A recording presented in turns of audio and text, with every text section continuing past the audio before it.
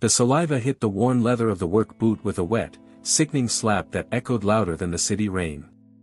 Sebastian Crownhill stood tall, wiping his mouth with a silk handkerchief, while the cameras flashed in a frenzy. He didn't see a man standing there, he saw a piece of trash that had dared to sweep dust near his path. Owen Hargrove didn't flinch, didn't shout, and didn't wipe the spit away, his grip tightening imperceptibly on his broom handle. From the courthouse steps, Lila Penrose froze, clutching her files, witnessing a cruelty that made her stomach turn. She saw a street sweeper taking abuse. She didn't know she was looking at the man who secretly owned the mortgage on Crownhill's empire. In a city where money screams and poverty whispers, the loudest silence was about to tear the corrupt sky apart. This isn't just a story about revenge, it is a test of character that most of us would fail in the first minute.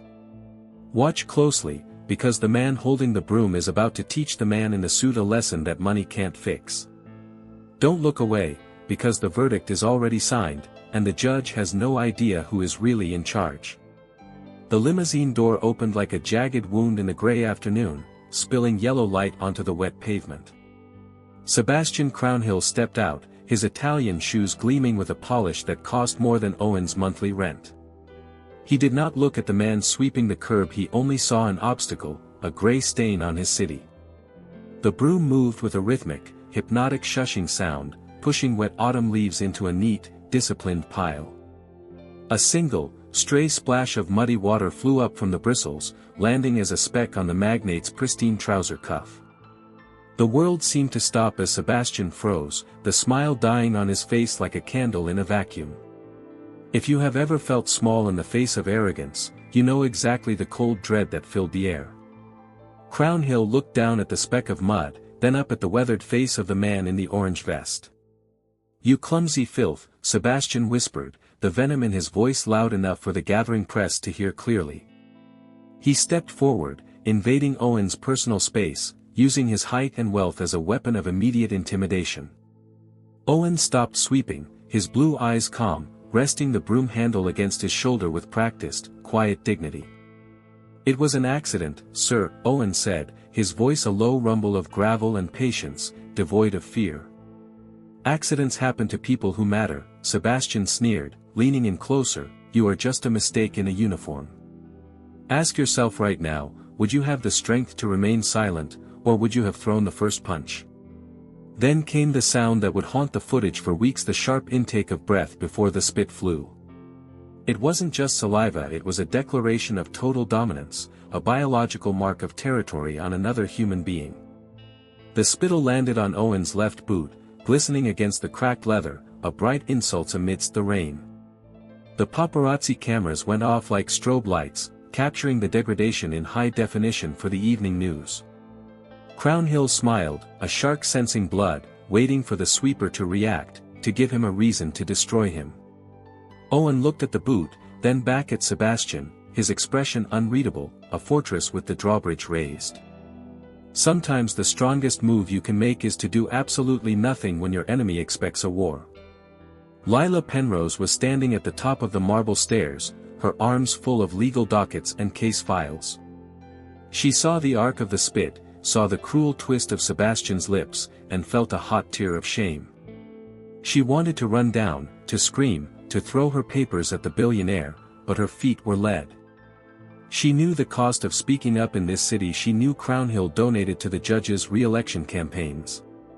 But looking at the old man's stillness, she felt something crack inside her carefully constructed wall of professional indifference. Have you ever witnessed something so wrong that it physically hurt your chest to stay quiet and still? She took one step down, her heels clicking a frantic rhythm against the stone, moving before she could think. Sebastian laughed, a short, barking sound, and turned his back on Owen, dismissing him like a discarded wrapper. "Clean that up," he threw over his shoulder, "and then clean yourself up, you smell like the sewers you crawl from." He marched up the stairs, his entourage flanking him, shielding him from the reality of what he had just done. Owen remained statuesque, the rain darkening his orange vest, the water mingling with the insult on his shoe. He didn't wipe it off, he wanted to remember the weight of it, the specific temperature of a rich man's scorn. There is a specific kind of fuel that burns in the heart of the patient man, and today, the tank was full. If you believe in karma, hit the like button, because the wheel is about to turn faster than anyone expects. Lila reached the bottom of the stairs just as the heavy oak doors swallowed Sebastian and his laughing team of lawyers. She stopped a few feet from Owen, her breath coming in short, white puffs in the chill air. "Sir," she said, her voice trembling, reaching into her purse for a pack of tissues, "please, take this." Owen turned his head slowly, and for the first time, the mask of neutrality slipped, revealing deep, intelligent eyes.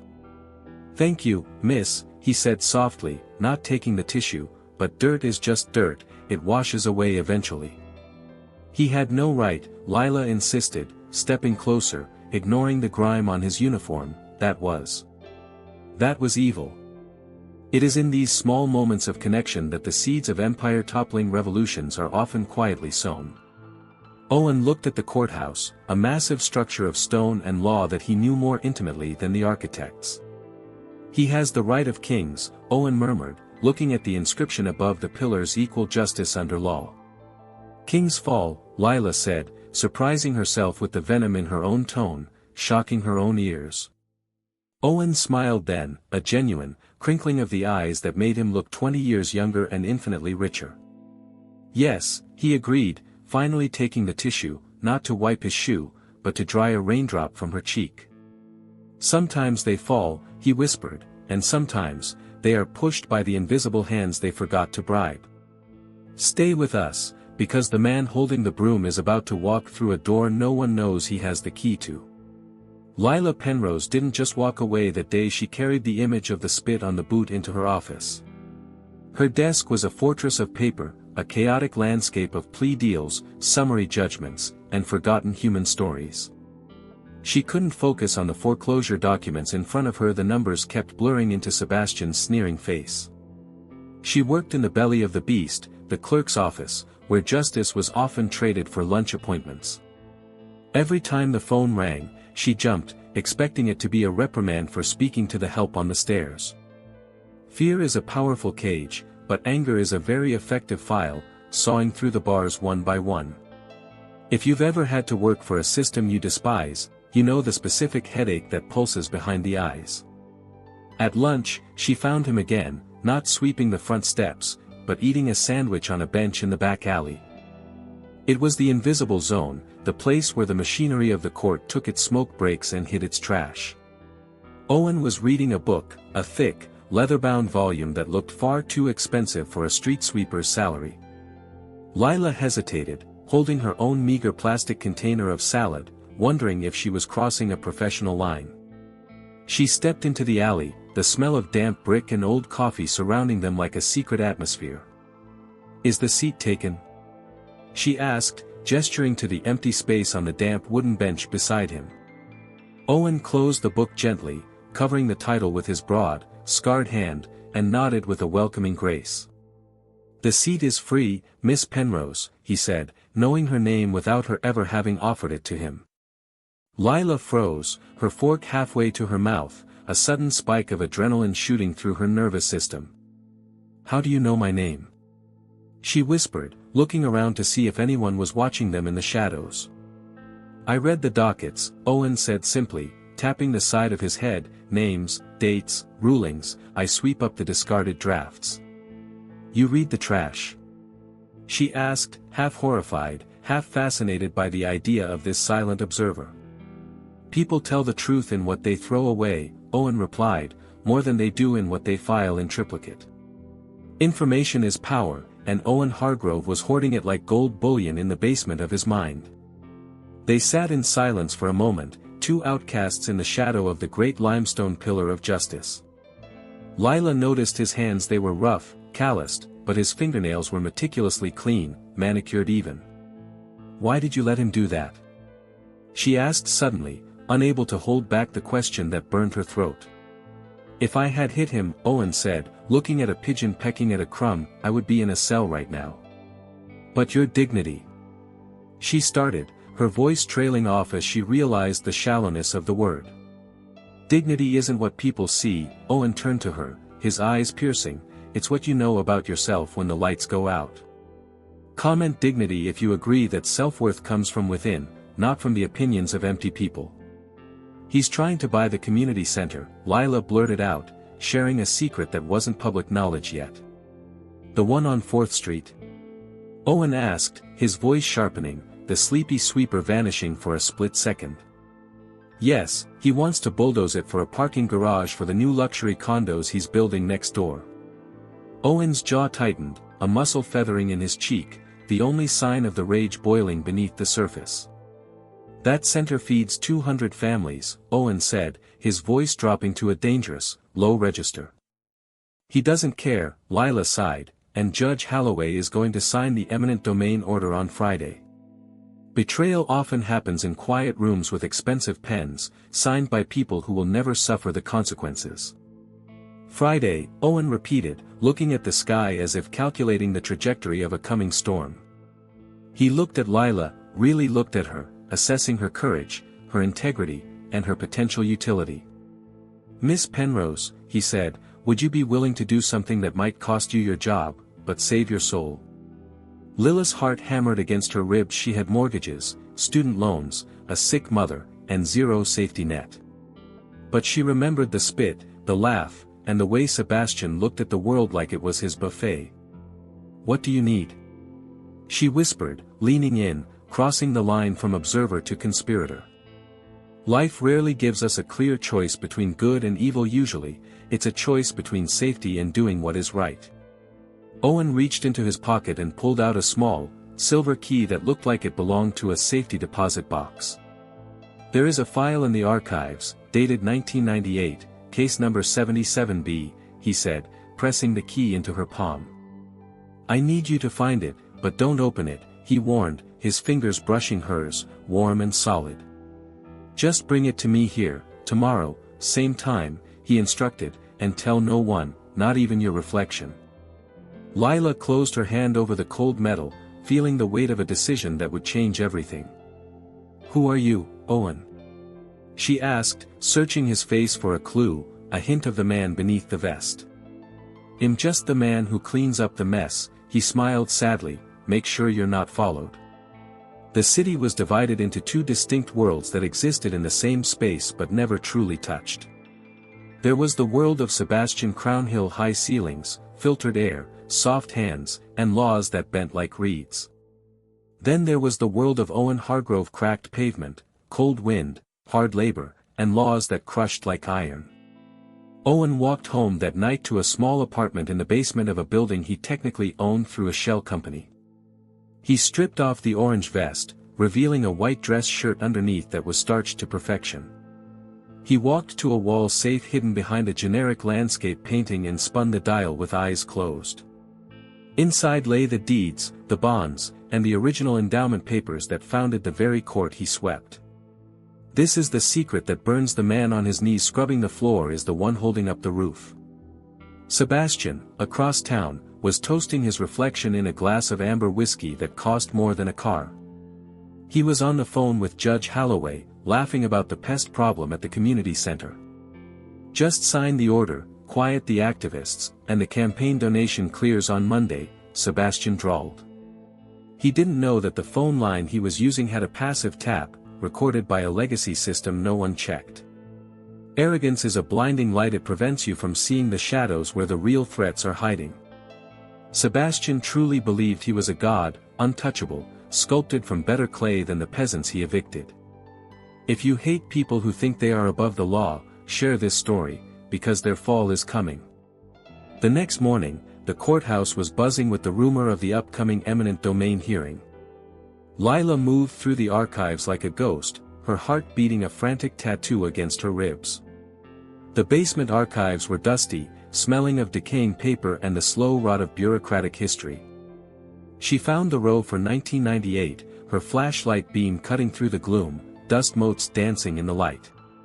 She counted the boxes, her fingers trembling as she traced the faded numbers written in black marker. Case 77B. It was on the bottom shelf, tucked away in a corner where the dampness had warped the cardboard. She used the key Owen gave her to unlock a small metal inner box that sat inside the cardboard file. Inside, she expected papers, legal jargon, maybe a confession written in a shaky hand. Instead, she found a ledger, a blue book with Hargrove Estate embossed in gold on the cover. She gasped. Hargrove. The sweeper's name. But this looked like old money, serious money, foundational wealth. She didn't open it, honoring her promise, but the weight of the book felt like holding a live grenade. She tucked it under her blouse, buttoning her coat over it, feeling the hard edges against her skin. Walking back up to the light felt like ascending from the underworld, carrying a secret that could burn them all. Trust is the most dangerous currency in the world, and she had just invested everything she had in a sweeper. When she met Owen in the alley, the rain had returned, turning the world into a blurred watercolor painting. He was waiting, not sitting this time, but standing guard, scanning the windows of the building above. Lila handed him the book without a word, her eyes asking the 1,000 questions her mouth couldn't form. Owen took it, his hands reverent, brushing his thumb over the gold lettering of his family name. "Thank you," he said, his voice thick with emotion, "you have just saved the legacy of a good man." "Is that your father?" Lila asked, pointing to the name, the rain plastering her hair to her forehead. "No," Owen looked at her, his eyes steel hard, "that is me. The man who died so I could live." "I don't understand," Lila shook her head, "if you have money. If you are this. Why sweep the floors?" "Because you can't see the cracks in the foundation from the penthouse," Owen said, tucking the book away. "I needed to see who was loyal, who was kind, and who would spit on a man when he was down. And now you know?" Lila asked, shivering as the wind picked up, cutting through her thin coat. "Now I know," Owen nodded, "and now, Sebastian Crownhill is going to find out what happens when the trash fights back." He reached out and squeezed her shoulder, a gesture of partnership that felt more intimate than a kiss. Real power isn't about control, it's about the discipline to wait for the perfect moment to strike. Sebastian Crownhill's cruelty wasn't just a habit, it was a hobby he cultivated with meticulous care. He arrived at the courthouse the next day with a camera crew, filming a documentary on his philanthropy. He stood on the steps, the same spot where he had spat, smiling like a benevolent father to the city. "We are cleaning up this city," he told the reporter, "getting rid of the old, the broken, the useless." Owen was in the background, emptying a trash can, his back to the camera, a silent prop in Sebastian's play. Sebastian stopped the interview, snapping his fingers at Owen. "You! Hey, janitor! Come here!" Owen turned slowly, holding a black trash bag, his face composed, his eyes locked on Sebastian's tie. "Hold this," Sebastian said, handing Owen his empty coffee cup, treating him like a human furniture piece. "See this?" Sebastian told the camera, gesturing to Owen, "This is what happens when you don't have ambition. This man is a warning to our youth. Stay in school, or you end up wiping the mud off my shoes." The camera crew laughed nervously, sensing the malice but too paid to object to the narrative. Lila was watching from the window, her knuckles white as she gripped the sill, tears of rage in her eyes. She wanted to smash the glass, to scream the truth, to tell them that Owen could buy Sebastian 3 times over. But she remembered the plan. She remembered the ledger. She held her tongue, tasting blood. Owen took the cup, crushing it slowly in his hand, the sound distinct and crinkling in the sudden silence. "Work is honest, sir," Owen said, his voice projecting clearly to the microphone, "theft is not."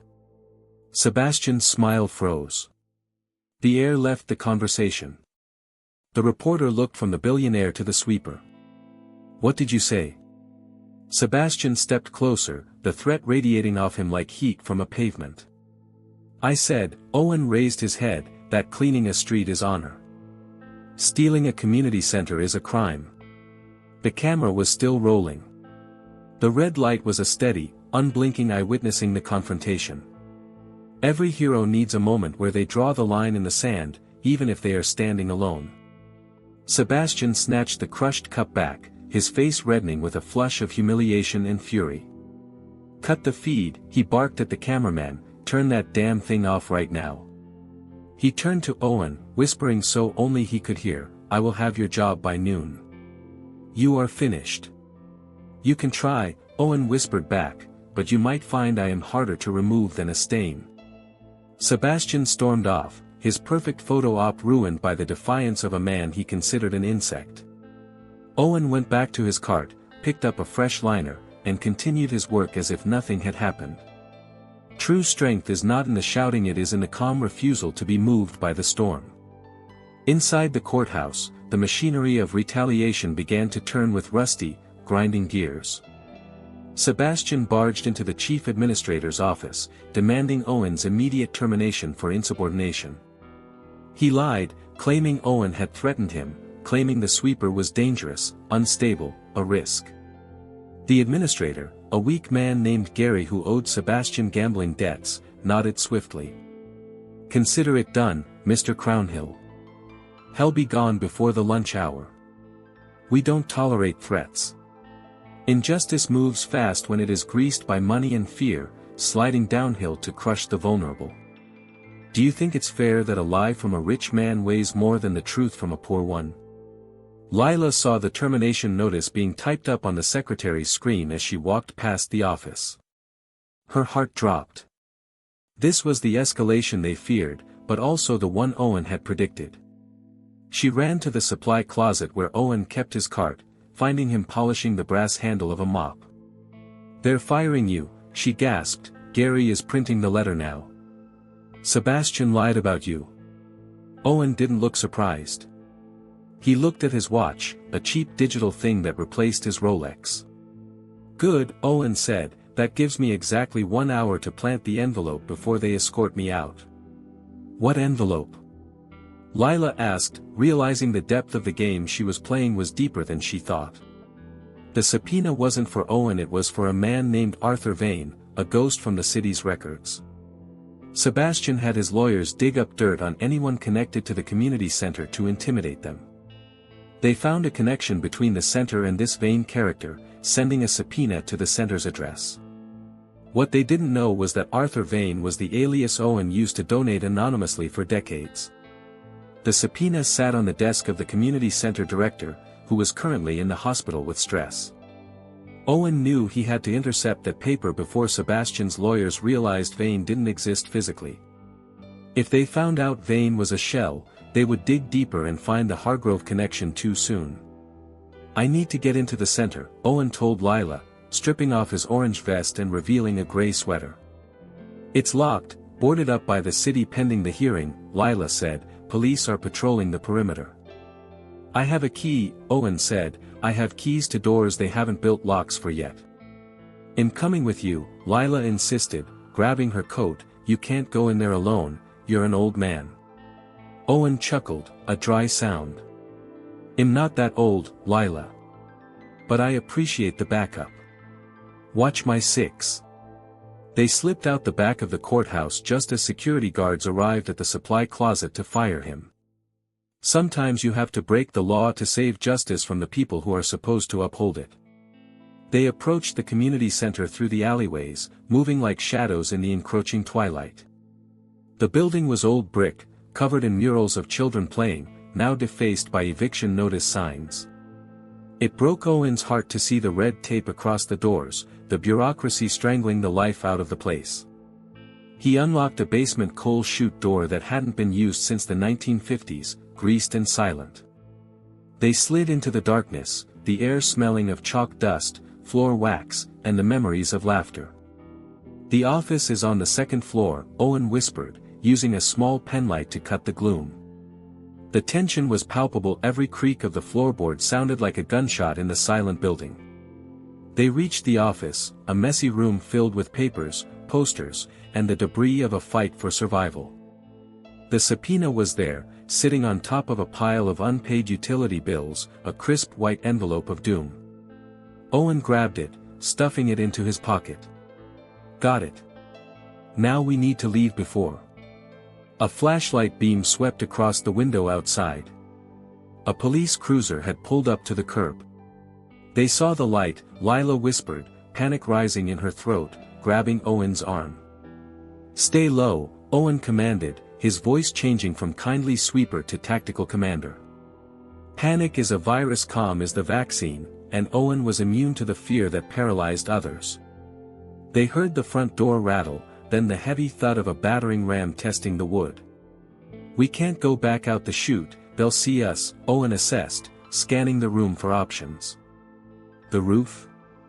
Lila suggested. "There's a fire escape that leads to the next building." "Good girl," Owen nodded. "Move.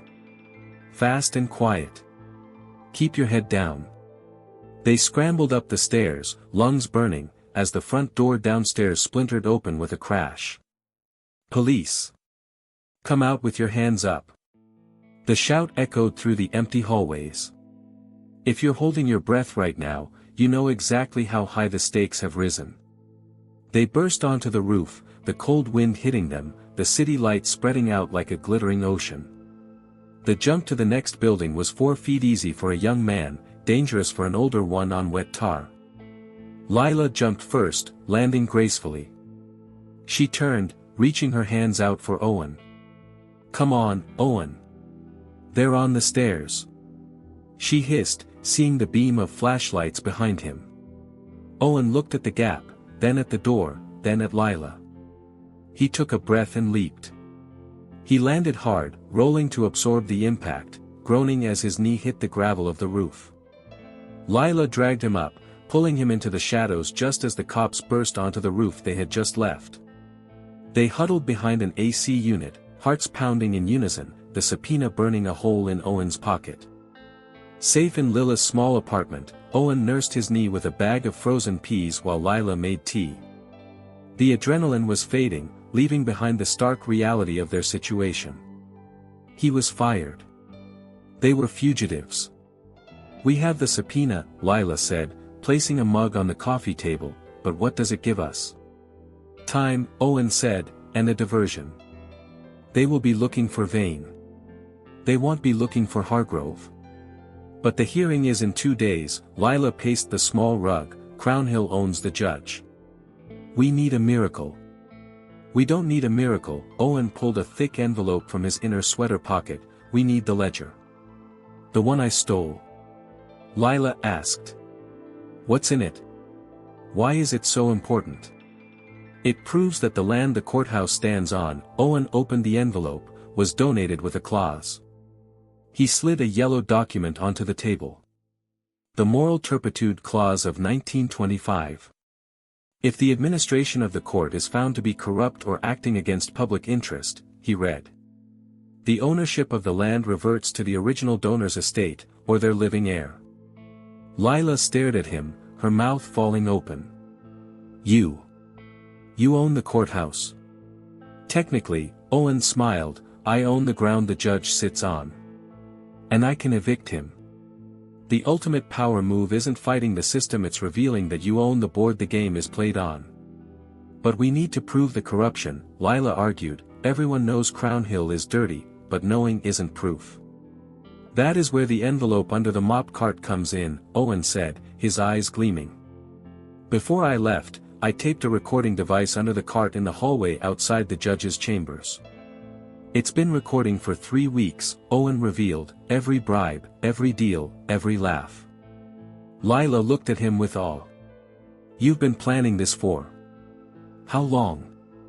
"Since the day Crownhill evicted a widow on Christmas Eve 3 years ago," Owen's voice went cold.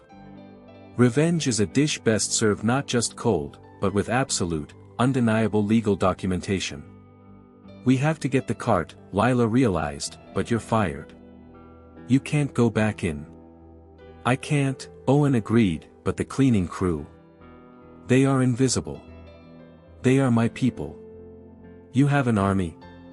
Lila asked, a smile touching her lips. "I have the people who empty the bins," Owen said, "the people everyone ignores. They see everything. I will text Maria," he pulled out a burner phone, "she works the night shift. She will get the device. Never underestimate the people who serve you coffee or clean your floors, they hold the keys to your kingdom." The plan was set. Maria would retrieve the recorder. Lila would transcribe the audio. Owen would prepare the legal filing. But nothing is ever that simple. A text came back from Maria 10 minutes later. Card is gone. Security took it to the basement for inspection. They are searching everything. Crown Hill was paranoid. He was looking for bugs, for leaks, for anything Owen might have left behind. If they find that recorder, Owen said, standing up despite his bad knee, it's over. We have to get to the basement, Lila said, grabbing her keys. I have high-level clearance. I can get us in. It's too dangerous for you, Owen warned. We're past dangerous, Owen. Lila opened the door. We're in the endgame now. They drove back to the courthouse in the dead of night, the building looming like a dark castle. Lila swiped her badge at the side entrance. The light turned green. They were in. The basement was a maze of cages and storage rooms. The security office was at the far end. They could hear voices. Guards laughing. The sound of metal being torn apart. They're dismantling the cart, Owen whispered, pressing against the wall. We need a distraction. Lila looked around, spotting the fire alarm panel. Don't, Owen stopped her hand, that locks the doors. We'll be trapped. We need something else. Intelligence is knowing what to do, wisdom is knowing what not to do when the pressure is on. Owen spotted the main breaker panel for the basement lighting. Darkness is our friend. He pulled the lever. The basement plunged into absolute, inky blackness. The guards shouted in confusion. Hey! Who cut the power? Grab the flashlights. In the chaos, Owen moved. He didn't need light, he knew every inch of this floor by touch. He had mopped these floors for 5 years. He knew the squeaky tile, the cold draft, the distance to the door. He moved like a ghost, guided by muscle memory and sheer determination. He reached the security cage. He could hear the guards fumbling, cursing, dropping keys. He felt the shape of his old cart. He ran his hand underneath the bottom shelf. Empty. The tape was gone. His heart stopped. Had they found it? Then, a soft hiss. Owen. It was Maria's voice, coming from the shadows behind a stack of boxes. Maria? He whispered back. I got it before they took it. She pressed a small black square into his hand. Go. Vamonos. You are an angel. Owen squeezed her hand. I will never forget this. Loyalty isn't bought with money, it is earned with respect, shared struggle, and years of kindness. Owen retreated, finding Lila by the door. Got it, he breathed. They slipped out just as the emergency lights flickered on, bathing the basement in eerie red light. They were clear. They had the gun, the bullets, and the map. Now they just needed to pull the trigger. Back at Lilis, they plugged the recorder into her laptop. The audio file loaded. It was hours of silence, footsteps, and the hum of the buffer. Then, a voice. Sebastian's voice. Clear as a bell. I don't care about the law, Judge. I paid for a verdict, not a debate. Lila gasped. That's it. That's the smoking gun. There's more, Owen said, fast-forwarding. And make sure that sweeper is dealt with, Sebastian's voice continued, I want him unemployable. Destroy him. He knows something, the judge's voice replied, he looks at me like he's the one passing sentence. He's a nobody, Sebastian laughed, a bug. Crush him. Hearing your own destruction planned by men laughing over drinks changes a person. Owen didn't look angry anymore. He looked like a storm that had finally found its direction. He thinks I am a bug. Owen stood up, walking to the window, watching the sunrise. Tomorrow, the bug is going to bite back. Lila spent the night transcribing. Every word. Every threat. Every illegal transaction. By morning, they had a 50-page document. An indictment of the entire city legal system. What do we do now? Lila asked, rubbing her tired eyes. Go to the police. The FBI? No, Owen shook his head, they can bury police reports. They can stall investigations. We go to the one place they cannot control, Owen said, putting on his best suit, a navy blue bespoke masterpiece. We go to the courtroom. To the hearing itself. We interrupt the broadcast. It's suicide, Lila said, the bailiffs will tackle you before you say a word. Not if I enter not as a sweeper, Owen adjusted his silk tie, but as the plaintiff. I am going to file an emergency motion to intervene, Owen said, based on the 1925 clause. I need you to file this at the clerk's desk exactly at 8:59 a.m., he handed her the folder. The hearing starts at 900. Once it's stamped, it's legal record. They can't ignore it. Lila took the folder. I could lose my job for this. Lila, Owen looked at her, after today, you will be running the courthouse, not working in it. Take a risk today that your future self will thank you for, because playing it safe is the most dangerous game of all. The morning of the hearing, the courthouse was a circus. Protesters outside, cameras inside. Sebastian Crownhill arrived like a visiting head of state, waving to the crowd that booed him.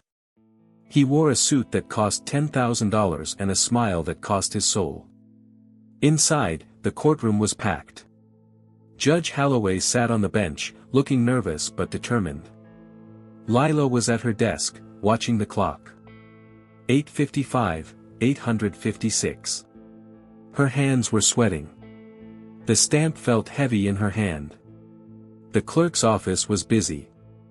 No one was watching her. Owen was nowhere to be seen. He wasn't in the gallery. He wasn't in the hall. Sebastian scanned the room, looking for him, wanting to gloat. But the sweeper was gone. Probably drunk in a gutter, Sebastian whispered to his lawyer, laughing. At 8:59, Lila slammed the stamp down on Owen's motion. Filed. She entered it into the digital system. It popped up on the judge's screen instantly. Holloway frowned, tapping his monitor. What is this? Intervener? Hargrove? The name didn't register at first. Just a glitch in the system. At 9:00 a.m., the bailiff shouted, all rise. The doors at the back of the courtroom swung open. It wasn't Owen the sweeper who walked in. It was Owen Hargrove, wearing a suit that made Sebastian's look like a costume. He walked with the stride of a man who owned the building, because he did. The silence was absolute. People didn't recognize him at first without the orange vest. Objection, Owen's voice rang out, clear and commanding, this hearing is illegal. Sebastian stood up, furious. Who is this clown? Get him out of here. Sit down, Mr. Crownhill, Owen didn't even look at him, keeping his eyes on the judge. I am the intervener of record. My motion was filed 1 minute ago. Judge Holloway looked at the screen, then at Owen. He went pale. Mr. Hargrove? The judge stammered. As in? The foundation? As in the landlord, Owen corrected, walking to the plaintiff's table and setting his briefcase down. The room exploded with whispers.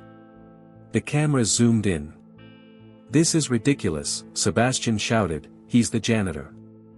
I fired him yesterday. I was the janitor, Owen turned to Sebastian, his eyes cold as ice, checking on my investment. And I found the management lacking. Owen opened his briefcase and pulled out the ledger. The blue book. Sebastian recognized it. His father had spoken of the Hargrove ledger in hushed tones. Fear, cold and sharp, finally pierced the billionaire's armor. Sometimes the person you stepped on is the one holding the ladder you're standing on. The judge tried to regain control, banging his gavel. Order. Order in the court. Mr. Hargrove, the judge said, his voice shaking, you cannot just walk in here. I have standing under the clause of 1925, Owen cited the law from memory perfectly. I am moving to dismiss the eminent domain claim due to fraud, bribery, and moral turpitude. Fraud? Sebastian sputtered. You filthy liar, I'll sue you for everything you have. You don't have enough money to sue me, Sebastian, Owen said calmly. And you definitely don't have enough to buy your way out of what comes next. Lila watched from the side, her heart swelling with pride and terror. She saw the way Owen commanded the room. It wasn't just money, it was truth. He was stripping away the illusions, layer by layer. He wasn't just fighting for the community center, he was fighting for every person Sebastian had crushed.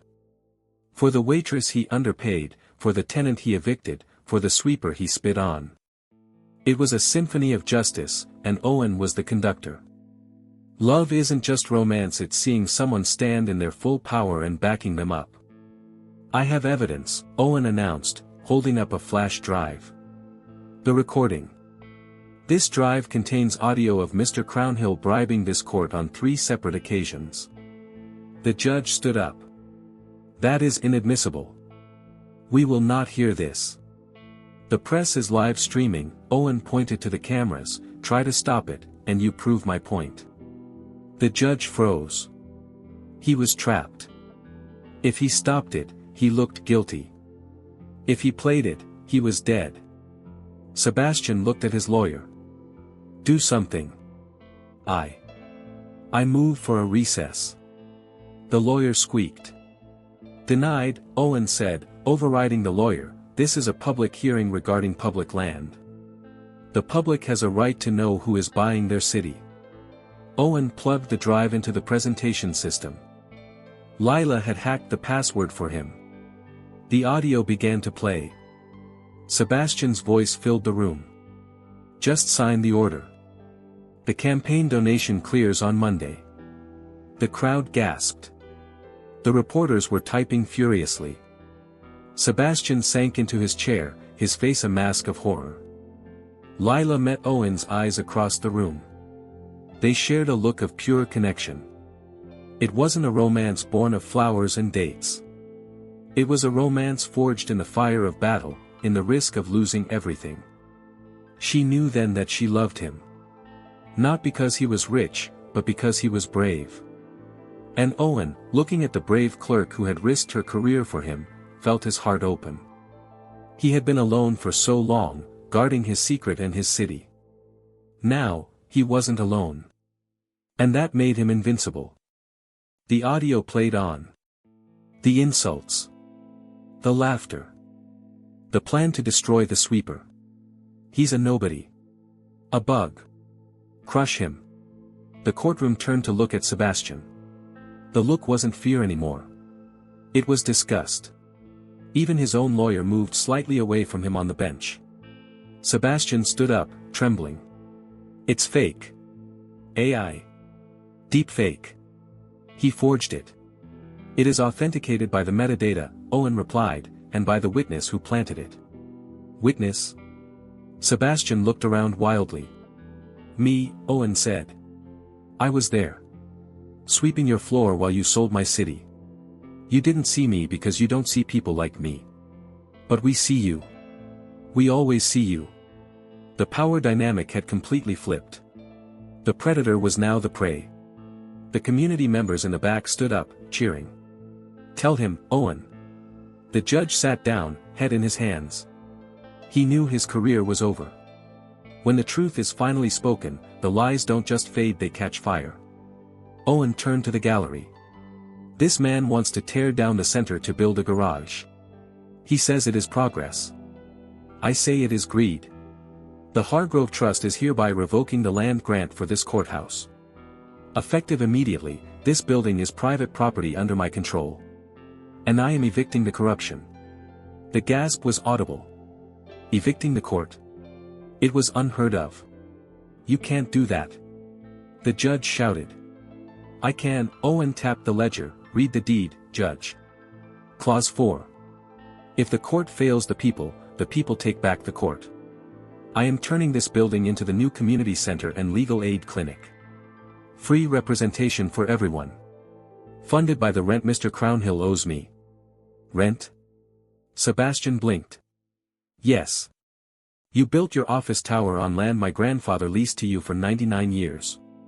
The lease expires today. And I am raising the rent." The crowd erupted. Laughter, cheers, applause. Sebastian looked like he was having a stroke. His empire was built on rented land. And the landlord he had spit on was calling in the debt. This is the moment we wait for. The moment the bully realizes he picked the wrong victim. If you're cheering right now, share this video. Let's make this justice viral. Owen stood tall, the master of the arena. But he wasn't looking at the cameras. He was looking at Lila. The aftermath was chaotic. The hearing was adjourned in confusion. Sebastian tried to flee, but the press surrounded him. "Mr. Crownhill.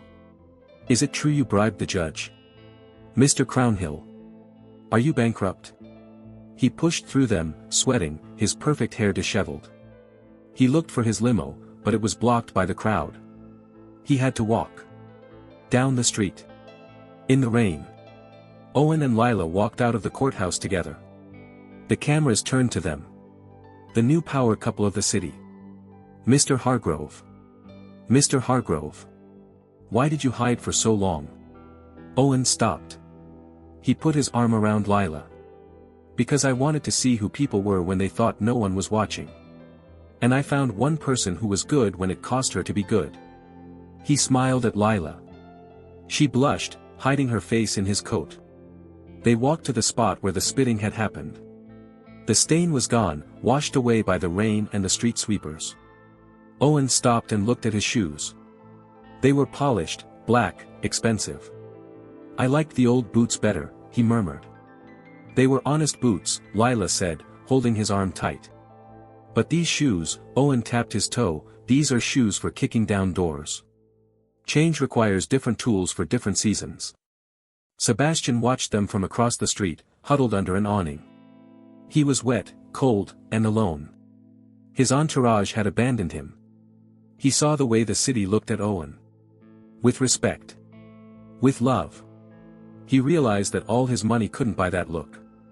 He had everything, and he had nothing. Owen had nothing, and he had everything. The irony tasted bitter, like ash in his mouth. "This isn't over," Sebastian muttered, pulling out his phone. "I have one card left to play." He dialed a number. A fixer.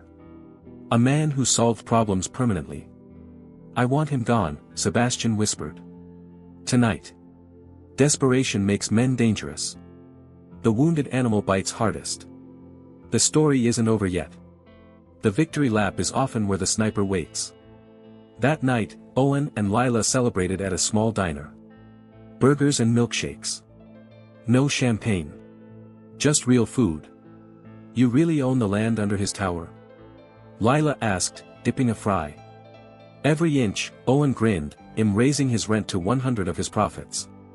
"Hell be working for you," Lila laughed. "Hell be working for the city," Owen corrected, "every dime goes to the charity." "You're amazing," Lila said softly.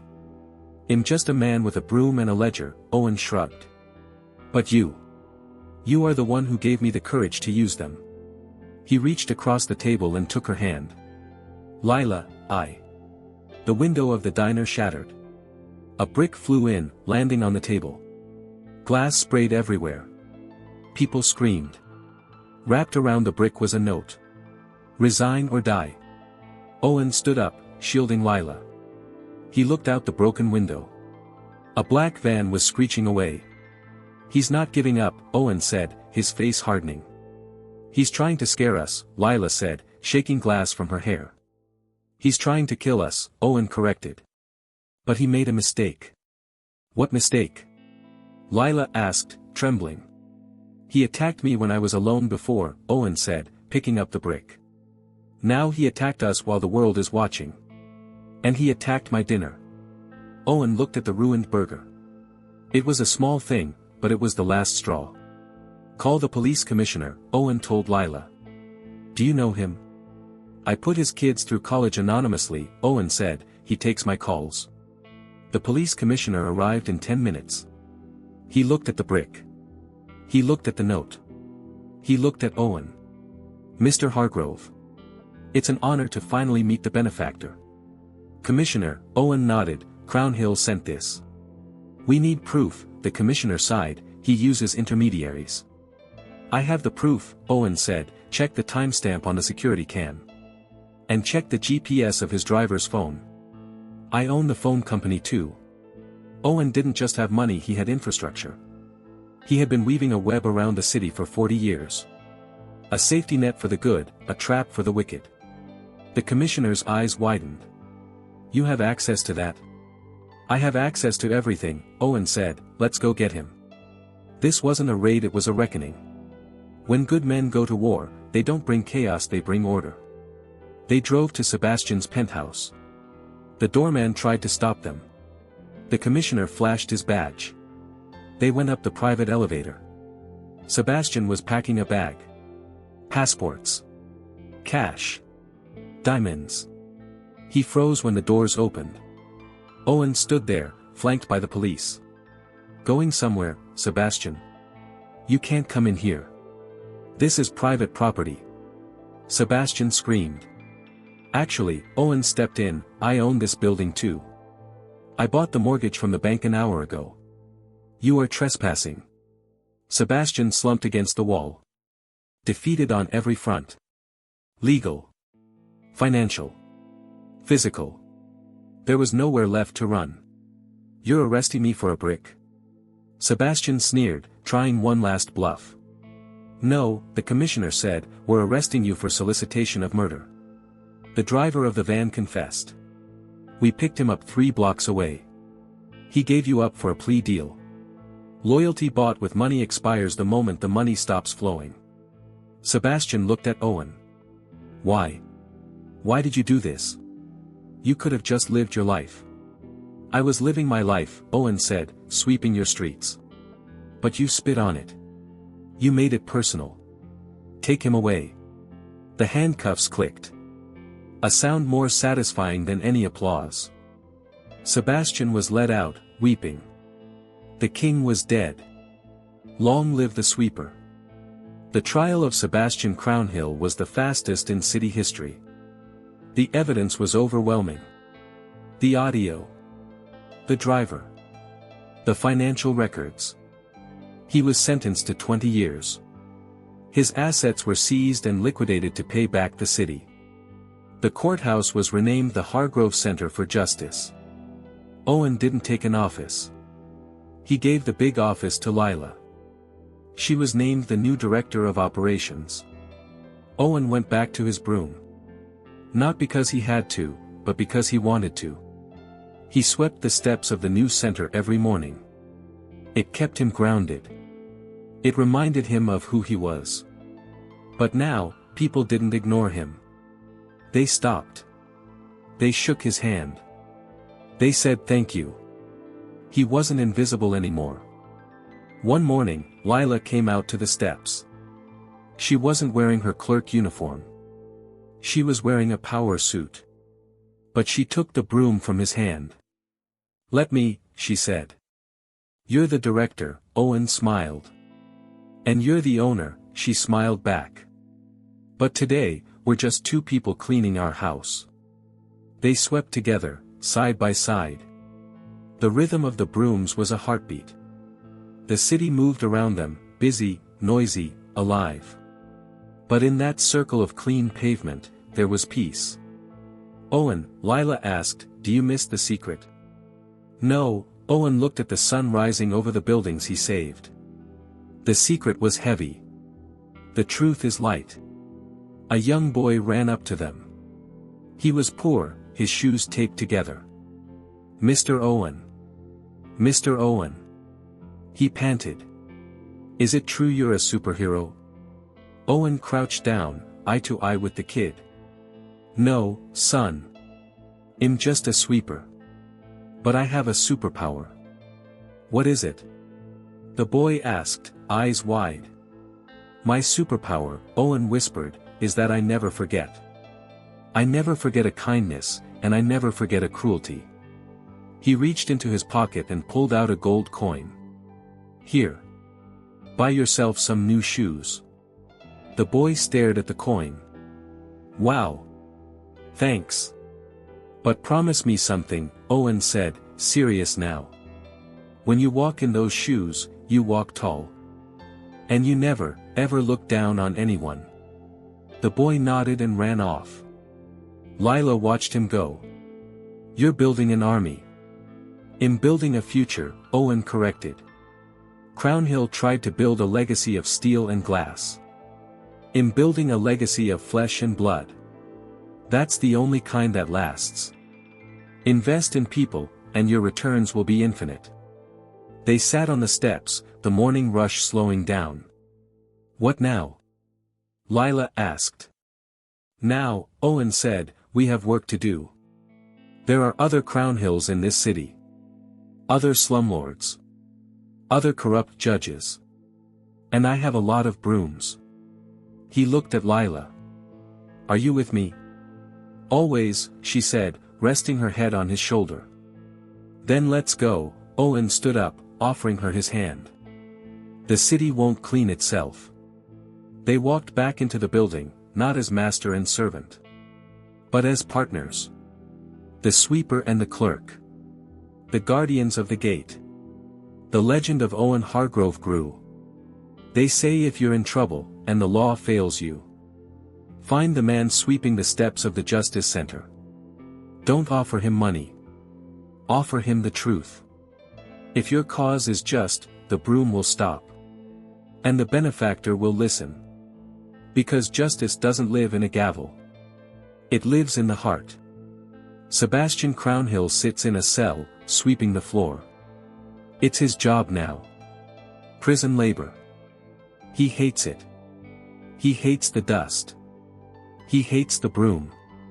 But every time he looks at his shoes, he remembers. He remembers the spit. And he remembers the man who didn't wipe it off. He learned the lesson too late. You never know who you are talking to. Owen and Lila got married in the alley where they first plotted. No big ceremony. Just their friends. The cleaners. The waitresses. And the judge, the new one, who used to be a public defender. They toasted with coffee in paper cups. It was the richest wedding the city had ever seen. Because it was full of love.